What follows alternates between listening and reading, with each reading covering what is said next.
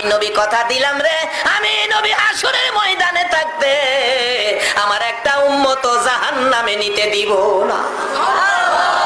এই দরুদি নবীর পক্ষে থাকতে আপনারা রাজি আছেন কিনা? আমার আল্লাহ বন্ধুর ব্যথা দেখে বারবার আমার আল্লাহ বলতেন, বন্ধু গো এত ব্যথাই তুমি ব্যতীত কেন? আমি আল্লাহ কথা দিলাম হাসরের ময়দানে তোমার একটা উম্মত জাহান্নামে নিতে দিব না।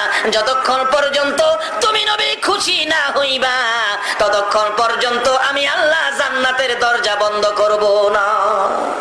আমার নবী তখন চোখের পানিগুলো জর্জর করে ছেড়ে দিলেন, প্রভু গো আমাকে খুশি করার জন্য জান্নাতের দরজা খুলে রাখবেন। হ্যাঁ বন্ধু কথা দিলাম, আমাকে যদি খুশি করার জন্য এত কিছু করতে পারেন, আমি একটা দাবি করি, এই দাবিটা আপনি পুরা করেন। কি দাবি বন্ধু?